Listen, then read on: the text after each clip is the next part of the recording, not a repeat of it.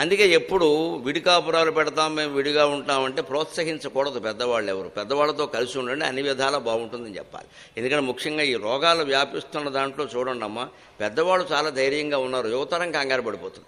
ఇటువంటి అని చాలా చూసాం అన్నట్టుగా ఉన్నారు. పిల్లలు ఆరోగ్యంగా ఉండాలి, పిల్లలకి ప్రమాదాలు రాకుండా ఉండాలంటే పెద్దవాళ్ళు ఇంట్లో ఉండాలి. అది గుర్తించండి దయచేసి. ఇంట్లో ఉండాలి. వాళ్ళు చిన్నపిల్లలకి జ్వరం వచ్చినా దగ్గు వచ్చినా ఏం చేయాలో అమ్మమ్మో నాయనమ్మో తాతయ్యో చెబుతారు. వాళ్ళు చెబుతారు ఖచ్చితంగా, ఇది బోర్డు చూసాం ఇటువంటివి, మా మనవరాలకు రాలేదు, నాకే వచ్చింది, మా అమ్మ ఏం చేసింది తెలుసా అని వంటింట్లోకి వెళ్ళి ఓ మందు పట్టుకొస్తారు. చిన్నపిల్లలు ఉన్న చోట ఖచ్చితంగా అమ్మమ్మ నాయనమ్మ తాతయ్య ఉండాలి. వాళ్ళు ధైర్యం చెబుతారు వెంటనే. అసలు రాత్రి వీళ్ళు నిద్ర పట్టక, దానికి నిద్ర పట్టక వీళ్ళని బాధ పెడుతుంటే, నేను చూస్తాను లేవే, నువ్వు పడుకో, పొద్దున్న లేస్తే బోళ్ళు పని చేయాలి మళ్ళీ నువ్వు అని కోడలను కానీ కూతుర్ని కానీ ఎవరినైనా ఆ భేదమే ఉండదండి. పెద్దవాళ్ళకి పడుకోబెట్టేసి వీళ్ళు చూస్తారు. ఆ పెద్దవాళ్ళ కౌగిట్లోకి వెళ్ళగానే ఎందుకో వీళ్ళు హాయిగా పడుకుంటారు ఈ పిల్లలు.